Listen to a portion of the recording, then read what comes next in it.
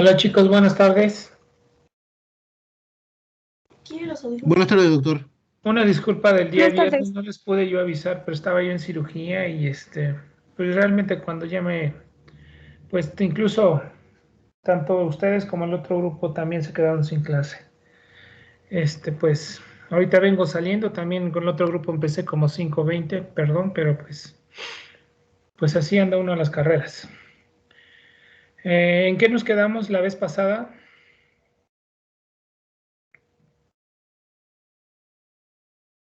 Hola, hola.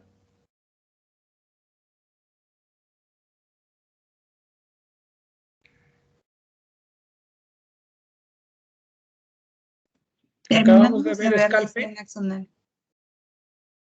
¿Vimos Scalpe? Sí, doctor. ¿Vimos los ejemplos de lesión axonal difusa? Faltaban, ¿no? Sí, faltaban los casos. ¿A quién le tocaban? A mí, doctor, me tocaba contusión cerebral.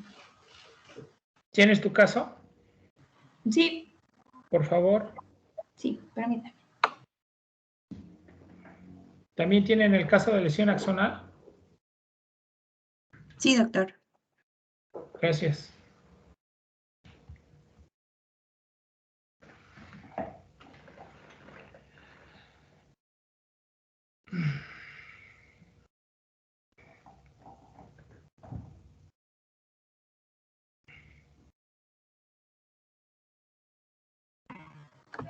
Disculpen, ¿cómo comparto la pantalla? En la parte superior a un lado del micrófono está como una carpeta que dice una flechita.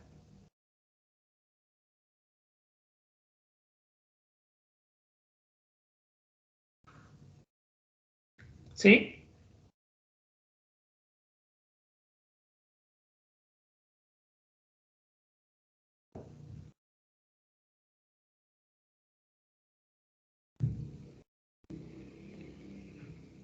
¿Sí lo podían ver? No se ve nada. Ok, permítame. O si quieres, mándalo y lo proyecto yo. O si quieres mandar, súbela Ajá. a donde están los archivos del grupo y la Ah, proyectamos. Sí. Según yo ya la estoy compartiendo, ¿no? Pero no la ven, ¿verdad? No, no se ve nada, compañero. Mando entonces, permítame tantito. Porque no puedo. A ver, creo que ya. ¿Ya la ven? Sí, ya se ve. Ya se ve. Ok, permítame tantito.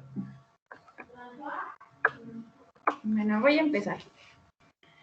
Es un caso clínico de contusión cerebral y bueno, soy María Fernanda Ramírez Velasco.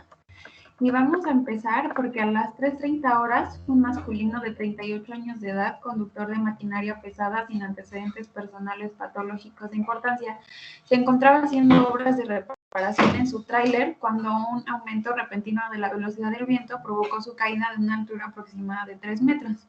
20 minutos más tarde llegó el personal paramédico y hace un primer diagnóstico de politraumatismo con un especial énfasis en trauma cráneoencefálico y pérdida de la conciencia. El paciente fue trasladado a un centro hospitalario más cercano y a las 4:15 horas ingresó inmovilizado de las cervicales con una tabla rígida y con una escala de Glasgow de 8, porque su apertura ocular era el dolor, que son 2 puntos, la respuesta verbal solo eran quejidos o sonidos incomprensibles, que igual se le dan 2 puntos, y respuesta motriz solamente al sentir dolor, que eso da 4 puntos. Bueno, ahí les puse la tablita para que no nos perdamos. Entonces,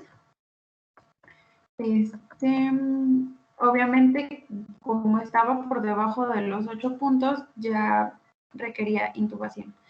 A la exploración física, se evidencia la presencia de trauma contuso en región frontal derecha, con presencia de fractura deprimida de un espesor mayor al grosor del cráneo, además de evidencia de escoriaciones múltiples sin importancia, y una posible fractura de antebrazo derecho. El resto de la valoración osteomuscular no evidencia traumatismos severos. Se le brindan atenciones de primera línea en el hospital, donde se decide intubar y mantener la oxigenación al 100%. Se le toma un acceso intravenoso para iniciar introducción del líquido y, dado que este centro médico no tenía la disponibilidad de hacer una tomografía, lo trasladan de inmediato hacia la capital, me imagino, del estado donde se encontraba, para tomarle el ATAC y que se le diera una adecuada valoración y pues por la especialidad que lo ameritaba, ¿no? En el traslado reportan que el paciente convulsionó en 2 ocasiones. Antes de eso, María, antes de eso, en la exploración neurológica no tuvo ningún problema o parece de algún par craneal. Sí, permítanme, es que ahí voy con eso, pero estaba afectado el tercer par craneal porque el reflejo pupilar estaba afectado. ¿De qué ojo? ¿Perdón? ¿De qué ojo? Del ojo derecho. Perdón, izquierdo. 4 horas después del accidente, ingresó y persiste con un Glasgow menor a 9 y la TAC reporta presencia de una fractura en región frontal derecha con formación de un hematoma, en consecuencia epidural grande y edema con signos de sal y pimienta. En la valoración neurológica se apreció la presencia de una pupila dilatada y fija del lado derecho que corrobora la presencia de hematoma. Y se lleva a la sala de operaciones, donde es intervenido quirúrgicamente 10 horas después del trauma y el paciente es trasladado a cuidados intensivos en muy malas condiciones generales. Vuelve a convulsionar luego de la cirugía, decaen sus signos vitales paulatinamente, se demuestra rebelde el tratamiento de sostén y fallece 8 horas después de la cirugía. Y bueno, en la discusión tenemos que es una contusión cerebral única y hemorrágica, y el pronóstico va a ser reservado para la vida, la función y la estética. Bueno, pues ya vimos que el paciente falleció, ¿no? Y aquí les dejé esta tablita, que es la que nos indica la incidencia que puede haber de hipertensión intracránea, y eso sería todo. Preguntas a su compañera. Como que está ahí medio raro. Del tiempo de evolución, más o menos a la hora que lo intubaron fue 1 hora y media, ¿verdad? Sí. Y durante ese periodo, ¿fue porque lo trasladaron, porque no había hospital o cuál fue el motivo? Primero porque lo trasladaron a una clínica, me imagino, normal. Bueno, no normal, no tenía para hacerle la tomografía. Entonces ahí se le dieron los primeros manejos y después se traslada a la capital de su estado para que se le hiciera la tomografía. Preguntas para su compañera con respecto hasta ahí, hasta donde, antes de que se trasladara. ¿Qué es lo que le faltó?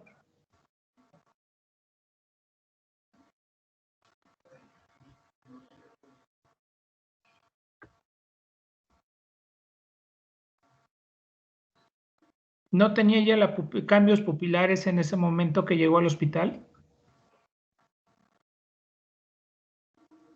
Sí. Entonces, ¿qué le faltó?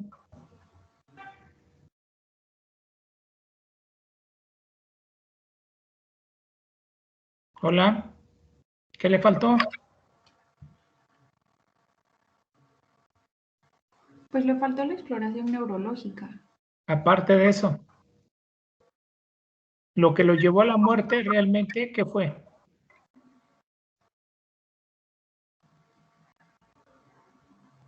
La falta de inicio de tratamiento de cráneo hipertensivo, ¿no? Sí. Realmente es lo que realmente le afectó.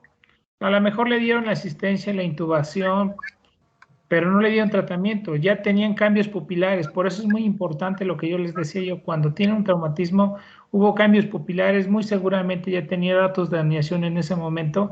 Pues se tiene que hacer el tratamiento antiedema. Obviamente sé que en ese hospital pues no se cuenta con neurocirujano, con tomografía ni nada, pero se empieza el tratamiento. Ya saben ustedes. Prevención de crisis convulsivas, el esquema de soluciones hiperosmolares, ya sea con manitol o suero hipertónico. Y pues bueno, si no tenían algún, no tenían algún otro medicamento para el manejo del cráneo hipertensivo, pues con esos basta. Se envía de urgencia y pues en el resumen se le tiene que poner ahí cambios pupilares muy sugestivos de herniación uncal, en la cual se envía para lo que es el manejo y tratamiento de urgencia. Ya cuando lo reciben, ¿por qué sucede? Llega al servicio de urgencia y ¿qué es? ¿No? Y preguntan, de aquí a que lo revisan, lo valoran, lo mandan a lo que es la tomografía. Fueron muchas horas realmente que no recibió tratamiento antiedema. Y esto realmente fue por mucha omisión por parte del área de salud. No sé qué más preguntas tengan para María.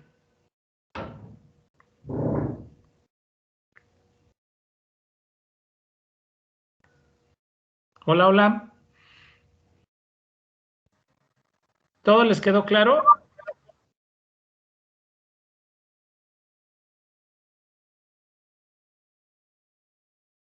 María, ¿preguntas? ¿Tú viste el caso? ¿Lo leíste? ¿Algún comentario? Sí, pues es que también me quedé con la misma duda de la que usted acaba de explicar, porque decía que nada más le habían hecho reposición de líquidos, pero no venía especificado qué se le puso, ni venía como tal un diagnóstico de cráneo hipertensivo, solo de contusión cerebral, y me traía explicado el caso, los tipos de contusión, pero en ningún momento tocó el tema de cráneo hipertensivo. Pues realmente, ¿qué es lo que genera todo esto? Es una lesión difusa.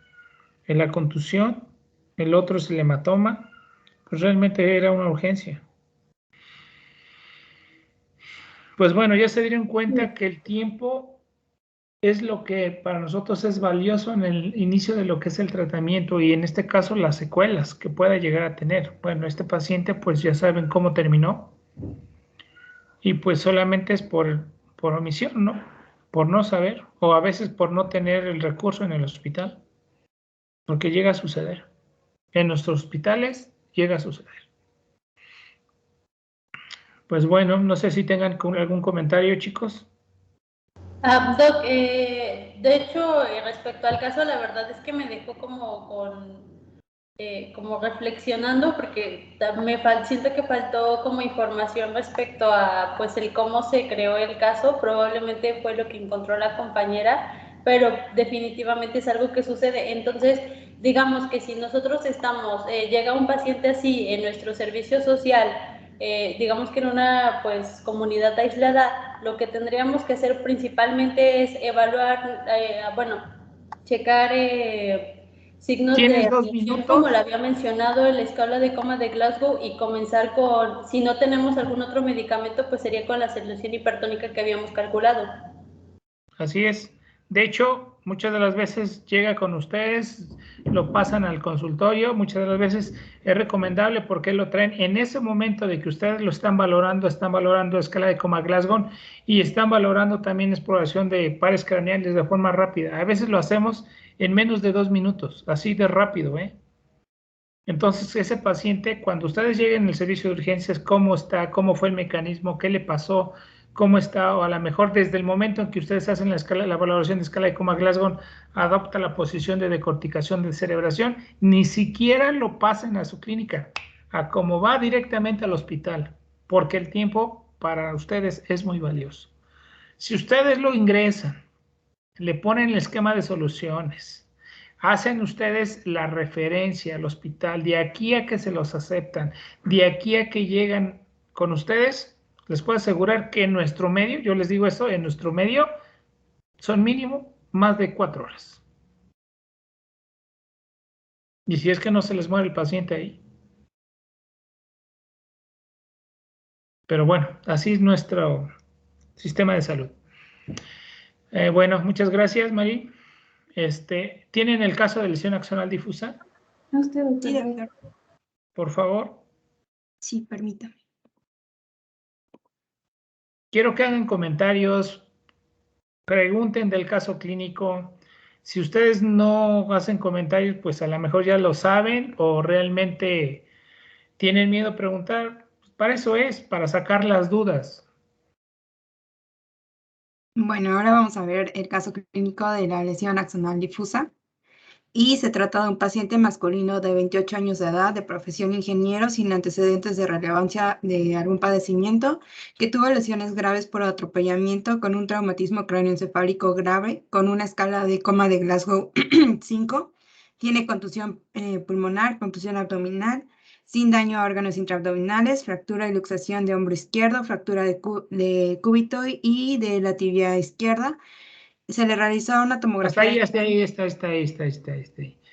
Del tiempo del accidente al servicio médico, ¿qué tiempo tardó? Porque ahí dice contusión abdominal sin daño a órganos. ¿Ya le hicieron ultrasonido? ¿Ya le hicieron tomografía? Es que Pues nos vamos por partes para que le vayamos encontrando. en el artículo en sí no mencionaba el tratamiento que se le dio previo, sino que ya más cuando llega al hospital. ¿Qué tiempo, no dice, qué tiempo No, tardó en que sufrió el accidente al hospital? no se menciona. Bueno, continuamos. Mencionan que se le realiza una tomografía de cráneo en la que se observa edema cerebral difuso, por lo que se indujo coma barbitúrico durante 3 días y se le iniciaron medidas de protección cerebral para evitar la lesión cerebral secundaria. Luego de 2 semanas de vigilancia en unidad de terapia intensiva, permaneció en estado de mínima conciencia, por lo que se le realizó resonancia magnética, que es la imagen que podemos ver. En esa imagen se pueden observar las lesiones desmielinizantes, que pues, son características del daño axonal difuso en la zona del cuerpo calloso, puente y en el mesencéfalo, que es donde se ven donde señalan las flechas. Y como les digo, se observó daño axonal difuso y también se le realizó un electroencefalograma, del cual no les puse imagen porque estaba muy borrosa, pero se reportó una disfunción subcortical difusa y se le practicó traqueotomía y gastrectomía percutánea. En el electroencefalograma, el paciente pues estaba en estado de mínima conciencia, en el que se observó patrón delta teta difusa, estadio 3 de la escala de Zaynek, y era compatible con disfunción córtico-subcortical difusa. Y después bueno, ya después del tratamiento había otra, pero como les decía, pues se le realizó traqueotomía y gastrectomía. Entonces se le dio el diagnóstico de estado de mínima conciencia, con el cual se decidió iniciar un tratamiento con amantadina 150 miligramos por sonda nasogástrica cada 12 horas y zolpidem 10 miligramos cada 24 horas. A partir de las 72 horas de que se inició el tratamiento, el paciente empezó a recuperarse, pero antes de que pasemos a la evolución, consideré que es importante mencionar el grado de lesión axonal difusa de acuerdo a la escala de Adams en la que se encuentra este paciente y por qué. Y además saber por qué se le propuso el tratamiento con amantadina y zolpidem. Entonces, con respecto a la escala de Adams, el paciente se encontraba en una escala de LAD moderada. La escala de Adams se usa para categorizar el grado de lesión axonal difusa en leve, moderado y severo. En el grado leve o grado 1 es caracterizado por cambios que son microscópicos en la sustancia blanca de la corteza cerebral, así como cuerpo calloso, tronco cerebral y a veces en el cerebelo. En el lesión axonal difusa moderada, que es en el que está el paciente del caso clínico, está caracterizado por lesiones aisladas evidentes en el cuerpo calloso, que pues las pudimos ver en los estudios de imagen que se le realizaron. Y ya por último, solo para que lo tengan en cuenta, la lesión axonal difusa severa o grado 3 consiste en las lesiones focales adicionales en los cuadrantes dorsolaterales del tallo cerebral y pues esto pues ya es muy grave en los pacientes. Bueno, como les decía, con el estado de mínima conciencia en el que estaba el paciente porque se le indujo el coma, ese fue cuando se le decidió iniciar el tratamiento con amantadina de 150 miligramos por sonda nasogástrica y zolpidem. Después de que se le administró estos medicamentos, a partir de las 72 horas, el paciente empezó a tener una recuperación progresiva del estado de conciencia. Además, interactuó con el medio y podía comunicarse. Entonces ya pasó a tener una escala Coma-Glasgow 15 y se le realizó un segundo electroencefalograma en el cual obviamente se evidenció una mejoría de la actividad eléctrica. Entonces, ¿por qué se le administró amantadina? Primero, porque la amantadina actúa de manera presináptica, lo cual favorece la liberación e inhibe la recapturación de la dopamina. Porque cuando existe la lesión axonal difusa, después de una lesión cerebral de cualquier tipo, es obvio que la actividad sináptica excitatoria se reduzca de manera considerable. Entonces, por esto se le administraron estos medicamentos, además de que los efectos de la amantadina en vías bioquímicas pueden llegar a proteger, preservar e incluso hacer ambas funciones dentro de las células cerebrales. Y además mejora las condiciones cognitivas y al despertar el paciente con traumatismo cráneoencefálico grave y moderado, pues obviamente va a tener secuelas pues mínimas comparado con los pacientes que no se les administró este tipo de medicamentos. Ahora el Zolpidem, pues se le administró porque hay evidencia de que, pues obviamente en estos pacientes la corteza frontal y el tálamo están muy activos. Bueno, no están activos y con el Zolpidem ya se empiezan a activar. Entonces el Zolpidem nos ayuda a restaurar la función cerebral normal, que es fundamental para evitar la inhibición, porque el tálamo es una de las principales vías aferentes de la corteza cerebral y el Zolpidem es un estimulador particular de los receptores GABA alfa 1 que se expresan de manera inhibitoria en las neuronas del globo pálido. Por tanto, el Zolpidem bloquea la entrada inhibitoria desde el globo pálido hasta el tálamo y permite que el tálamo excite la corteza y ayuda a restaurar las funciones cognitivas y motoras, por lo que obviamente igual mejora el pronóstico de los pacientes cuando se recuperan. Entonces, en la combinación de la amantadina y Zolpidem en conjunto, pues obviamente van a facilitar la estimulación de las neuronas espinosas medianas y van a modular de manera directa las neuronas corticales frontales, con lo que probablemente también se puede restaurar la actividad del cerebro anterior en las conexiones del bucle de la corteza frontal, cuerpo estriado, cuerpo pálido y tálamo central, que como lo recordaremos son las principales zonas que estaban afectadas en el paciente. Entonces, con este tratamiento, la evolución que tuvo el paciente con rehabilitación física y foniátrica fue que actualmente el paciente mantiene autosuficiencia, pero persiste con alteraciones de la memoria. ¿Y de qué depende de la progresión grave de la discapacidad? Pues va a corresponder a la pérdida neuronal a través del eje rostro-caudal, o sea, la región intralaminar anterior y las áreas que rodean a la muestra de manera inicial, donde se pierde el volumen, que se asocia a la discapacidad moderada, mientras que la pérdida neuronal en el núcleo ventral y el lateral del tálamo central, que son parte del grupo posterior intralaminar, condiciona más a la discapacidad grave e incluso al estado de mínima conciencia, así como el estado vegetativo y también la muerte. Y bueno, eso es todo del caso clínico. Y bueno, le iniciaron tratamiento, le indujeron a coma barbitúrico. Las tomografías de control posterior no las comentaron.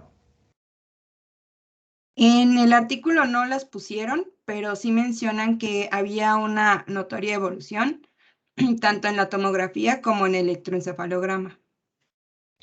Y pues bueno, sabemos que la axonotomía primaria es la lesión, la ruptura, y estas iban a generar lo que es el edema, la lesión difusa. Entonces, a lo mejor no tuvo una lesión axonal difusa tan grave, pero aunque radiológicamente sí la sabía, aquí el comportamiento, en este caso de lo que es la amantadina y Zolpidem, ¿saben para qué se utiliza la amantadina, chicos? ¿Les puedo contestar yo? A ver, vamos a preguntarle a los demás. Ok. ¿Para qué se utiliza la amantadina? Bueno, yo sé que se ocupa como ¿Se ocupa para qué? como un antiviral. Se utiliza para la influenza o la virosis estacional, el Gavirol y el Solpiden. Doctor, antes de que les pregunte, también leí que la amantadina se utiliza para el tratamiento del Parkinson, También para el para tratamiento los síntomas de extrapiramidales. obsesivos compulsivos en pacientes también se utiliza la amantadina. ¿El Solpiden para qué se utiliza? Para tratar el insomnio. Ajá, para trastorno del sueño, ¿no? Para el trastorno del sueño. Y pues bueno, realmente los que están metidos más en el manejo y la función de este tipo de lesiones, pues los pudieran tener mejor función, pero pues el daño es el único que me va a generar la discapacidad, ¿no? Aunque a lo mejor en la parte funcional no esté completamente íntegro. Realmente este tipo de pacientes les va en general mal a los pacientes. No sé qué quieres comentar, Viri. No, creo que ya nada más. ¿Algún comentario?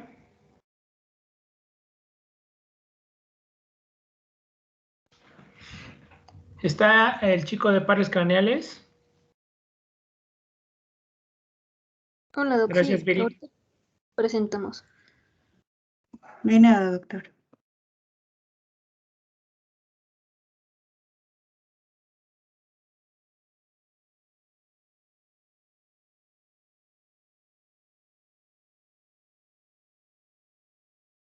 Hola, hola. El de pares craneales. Voy, Sí, Doc. doctor, ahorita presentamos. Ok.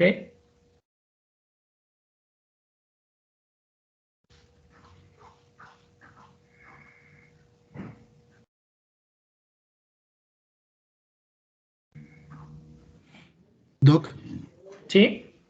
una pregunta. Respecto a la amantadina, Ujú. eh, eh, había leído que creo que hay que tener un poco de cuidado en cuanto a la dosis, Por ser porque, hepatotóxico. ajá, y porque también podía ocasionar arritmias cardíacas, creo. También puede generar ritmos cardíacos, exacto. Pero entonces, por ejemplo, en ese caso hay como una dosis máxima, una dosis eh, límite de amantadina o... Yo creo que tiene que ver un poco con lo que es la función hepática. Hay pacientes realmente que tienen un buen funcionamiento hepático, no creo que haya problemas con los 150 miligramos, pero en aquellos pacientes a lo mejor alcohólicos, hepatópatas, pues sí, yo creo que va a tener problemas, sobre todo evitar en este caso una encefalopatía hepática por medicamento, por una lesión hepatocelular. Nada más hay que tener cuidado, pues pueden utilizar las dosis adecuadas de amantadina, a lo mejor 150 miligramos, y determinar con pruebas de funcionamiento hepático qué tan daño está teniendo con el factor R, ¿no? Que es la ALT entre lo que es la fosfatasa alcalina. Lesiones mayores de hepatotoxicidad son mayores de 5 y síndromes colestásicos son menores, un factor R menor de 2. Y pues ya nada más hay que estar checando esto. Entonces sí se puede Yo dar, creo que sí se puede utilizar. pero sería cada 12 horas o cada cuánto. Pues no sé, la verdad, yo no desconozco lo que es el uso de la mantadina en este caso de este tipo de lesiones. Te mentiría si yo te digo cada 12 o cada 8. Gracias, doctor. Sí. Adelante, Dani. Ok, sí se ve, ¿verdad? Sí. Ok. ¿Y me escuchan bien? Sí. No, no pasa. Esperen, es que no quiere pasar la diapa.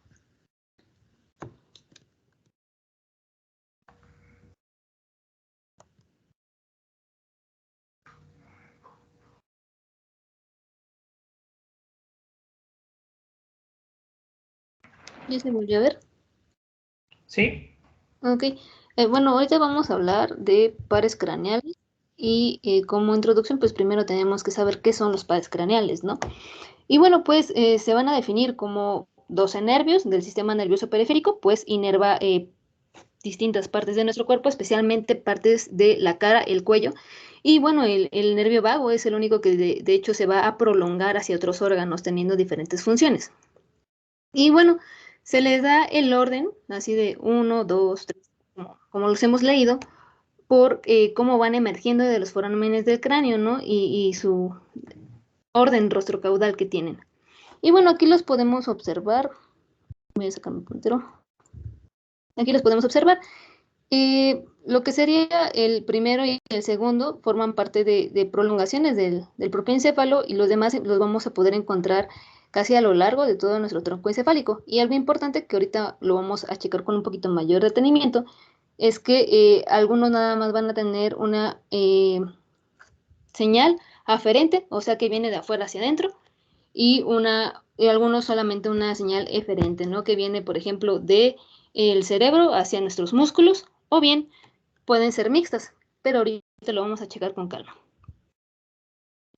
Y bueno, siempre vemos o leemos, ¿no? que nos dicen los orígenes de los pares craneales y vemos que hay aparentes y hay orígenes reales. Definiéndonos o refiriéndonos hacia los aparentes, son aquellos sitios en donde se ve que emerge o se llega a insertar el nervio, sin embargo, no es exactamente el lugar de donde emerge. El origen real se define como el sitio que da lugar a las fibras nerviosas que constituyen el nervio, o sea, las que van a formar sus neuronas que van a formar los axones y van a salir para formar el nervio como tal. Y bueno, esto lo vamos a dividir en dos, en una parte en un origen motor, las que son motoras, que son acumulaciones de neuronas que se encuentran en la profundidad del encéfalo. ¿Por qué en la profundidad del encéfalo? Porque desde ahí van a salir pues señales neuronales que se van a transmitir a través de los axones para llegar a hacer sinapsis con otras neuronas de segundo orden, de tercer orden, y llegar hasta nuestros músculos y poder pues movernos, ¿no? Y eso se le llama una función eferente, ¿vale? Y tenemos también las sensitivas, que es una acumulación de neuronas que van a estar situadas estas, pero fuera del encéfalo. ¿Y por qué van a estar fuera del encéfalo? Bueno, como aquí dice, es aferente, entonces, por ejemplo, la vista, los olores, el oído, ¿no? Son señales que vienen del exterior y van a ser captadas por ciertas neuronas. Estas neuronas, pues con sus axones, igual van a formar sinapsis con otras neuronas superiores hasta llevarles a sus centros donde van a ser codificadas, ¿vale? Y entonces el cerebro las va a, como tal, pues codificar y va a ver la señal que fue emitida por el exterior. Y bueno, lo que quiero como enseñarles en esta parte del dibujo que tengo acá es que lo que son, bueno, el par 1 y 2 emergen por encima del tronco del encéfalo, por eso aquí en esta imagen no lo podemos observar. Sin embargo, lo que sería el par craneal 3, que es el oculomotor, y el par craneal 4, que es el patético, sus núcleos van a emerger de lo que sería la parte del mesencéfalo, cerebro medio. Posteriormente tenemos a que desde el puente del tronco del encéfalo se encuentran otros nervios que podrían ser o son más bien el 5, el 6, el 7 y el 8. Y ya en la médula espinal encontramos los que van a ser el 9, el 10 y el 12, así como el 11 también. Y bueno, los vamos a clasificar de acuerdo a sus funciones, ¿no? De lo que ya hablábamos, y ahí son aferentes, eferentes o si son mixtos. Y bueno, los sensitivos o aferentes van a ser prácticamente los que van a inervar los órganos de los sentidos, que sería el primero, que es el olfatorio, el segundo, que es el óptico, y el octavo, que sería el auditivo, ¿ok? Los motores o eferentes van a ser pues aquellos que nada más van a tener pues esa función, ¿no? Movimientos de los músculos. Y están acá marcados, por ejemplo, con las fibras rojas. Y será el tercero, que es el oculomotor, el cuarto, que es el patético, el sexto, que es el de acá, el onceavo y el doceavo, y mixtos, que van a tener tanto una función sensitiva como una función motora, como va a ser el quinto, el séptimo, el noveno y el décimo.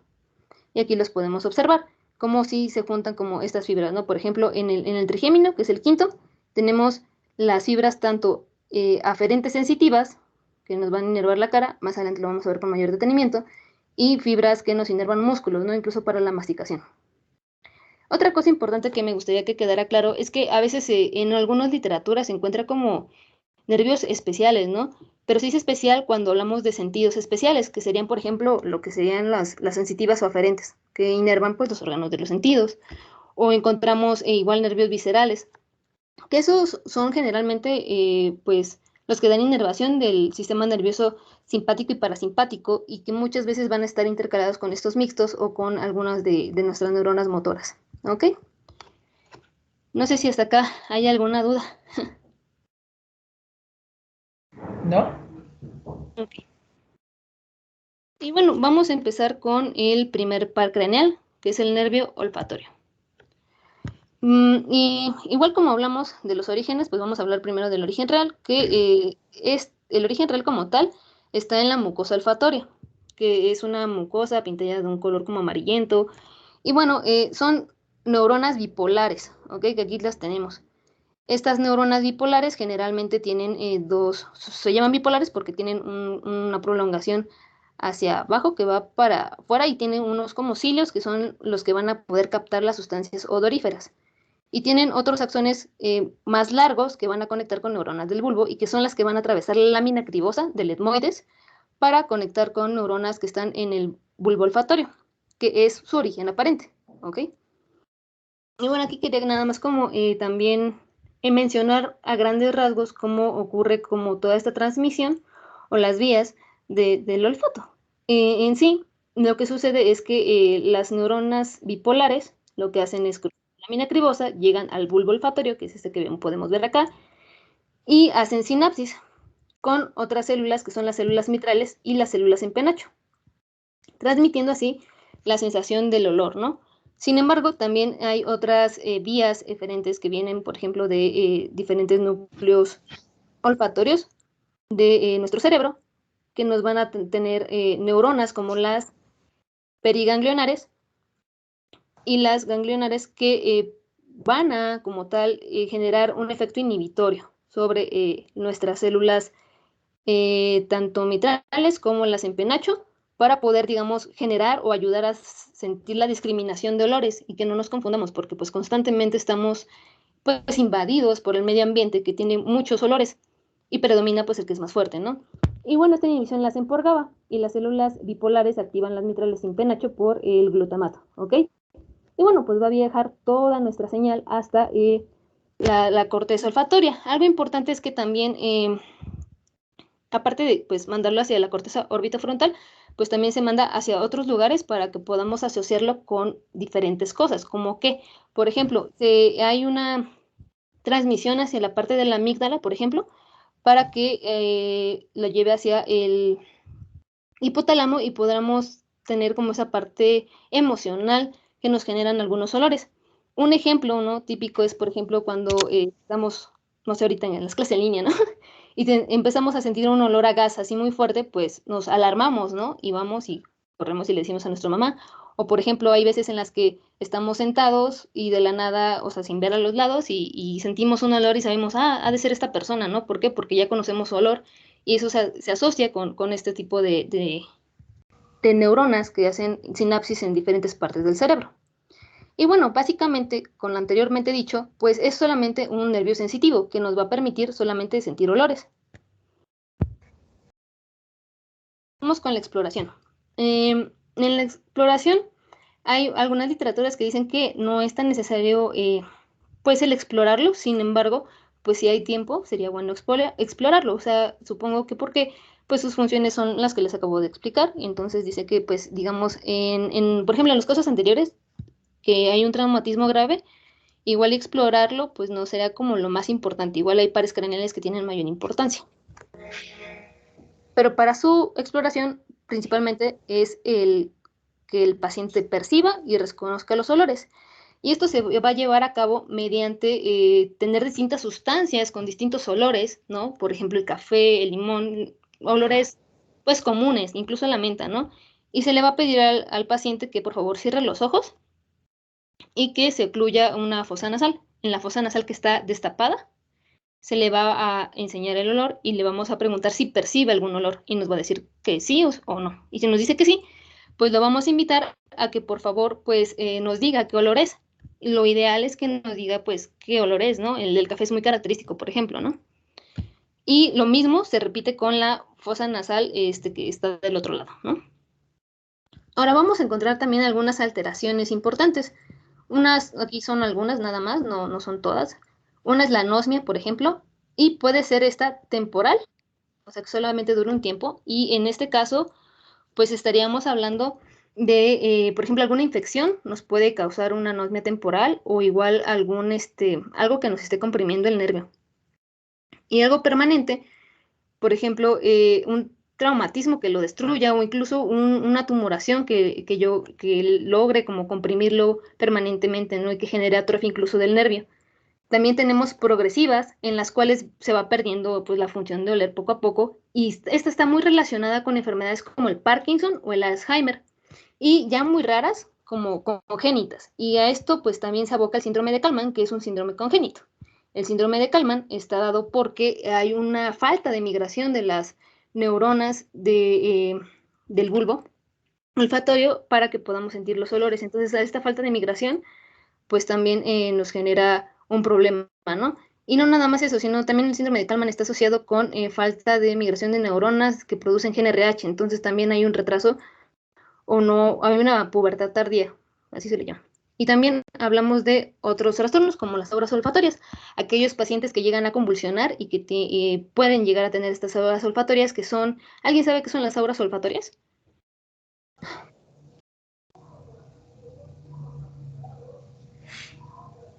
¿No? Bueno, si no, las auras olfatorias como tales, pues como sabemos, después de que una persona convulsiona, a veces tiene una aura. En ese momento, el paciente puede llegar a sentir olores extraños. Decían que olores fétidos, ¿no? Que nadie llega a veces a sentir. Y bueno, esto es están relacionadas con crisis convulsivas en este caso de la amígdala, y que pues bueno, con el sistema límbico están relacionadas, entonces es frecuente asociar ese problema con alteraciones en ese sitio. Y por las enfermedades virales, que también son las causantes, en este caso de los trastornos, sobre todo las neuropatías. Sí. Pasaríamos con el siguiente. Bueno, compañeros, ahora vamos a hablar sobre el nervio óptico. Y de igual manera vamos a revisar lo que es el origen real y el origen aparente. Okay. El origen real de nuestro nervio óptico es, bueno, se viene siendo de la capa de células ganglionares de la retina, okay, que ya, bueno, sabemos que la retina tiene 10 capas y en las últimas pues se encuentra estas células ganglionares cuyos axones pues se terminan uniendo y se dirigen hacia la parte posterior. Y al dirigirse hacia esta zona, pues van a estar formando el nervio óptico. Posteriormente, pues van a salir junto estos axones, van a salir del globo ocular y van a pasar a través de los músculos del ojo y luego, bueno, entran a la cavidad óptica y posteriormente pues van a entrar hacia el interior del cráneo junto con la arteria oftálmica y también pues las venas oftálmicas. Y después de eso se van a decusar en lo que viene siendo el quiasma óptico. ¿Okay? Y bueno, en cuanto al origen aparente, este va a ser en lo que es el ángulo anterior del quiasma óptico. Y bueno, este nervio, pues embriológicamente se va a desarrollar a partir de lo que es la vesícula óptica. Pero bueno, como Dani ya les mencionó, pues se trata de un nervio sensitivo. Entonces, ahora sí que este va a ser responsable de conducir estos estímulos visuales del ojo que se van a captar a través de los fotorreceptores hasta el cerebro, en donde se van a integrar e interpretar. Y bueno, ¿le puedes pasar a la siguiente, por favor?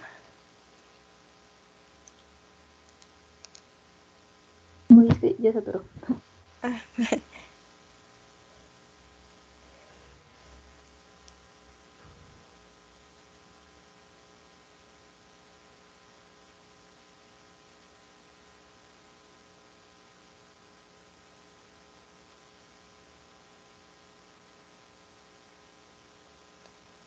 Ok. Bueno, la exploración la vamos a hacer midiendo 4 parámetros, que son la agudeza visual, la perimetría, o viendo la campimetría, la visión cromática y realizando un examen de lo que es el fondo de ojo. En cuanto a la agudeza visual, esta se puede llevar a cabo con diversas tablas, pero generalmente se lleva a cabo con la cartilla de Snellen, que es la que tenemos ahí en la imagen, en la cual, bueno, sabemos que tenemos un numerador y un denominador. Entonces, el numerador nos indica la distancia de la prueba entre el ojo y también la escala empleada en metros o en pies, que conocemos que se debe de realizar a 20 metros, pero pues se ajusta se ajusta de manera que sea a 6 metros. Y el denominador nos indica lo que es la distancia a la que pues, la persona con visión sana puede leer la misma figura, de tal modo que pues tenemos los valores de 20/20, que sabemos que es la visión sana, o bueno, incluso podemos llegar a notar lo que es un déficit severo, ¿no? Que sería entre 20, 160, 20, 200, o de plano lo que es un déficit profundo que sería menor a 20, 400. ¿Okay? Y bueno, hay diversas tablas, como les mencionaba, que también pueden utilizarse en niños, porque bueno, en los niños tenemos que utilizar otro método para que ellos nos indiquen qué es lo que observan. Entonces, en ellos está el test de Allen, que pues es con unos dibujos. Y bueno, en general, así es como vamos a evaluar la agudeza visual. El otro parámetro, pues, es la perimetría y la campimetría. Y para ello, la finalidad que vamos a tener con esto es de poder determinar cuál es el campo visual que tiene el paciente. Okay, se puede hacer con técnicas como lo es la por confrontación, en la cual es la imagen de pues en medio, en la cual el médico se debe de parar enfrente del paciente y de ese modo hacerle como el paciente tiene que estar mirando hacia enfrente y el médico le va a estar indicando ahora sí que con sus manos, va a poner ya sea un dedo o 2 dedos y el paciente le va a indicar hasta el punto en el que lo vea.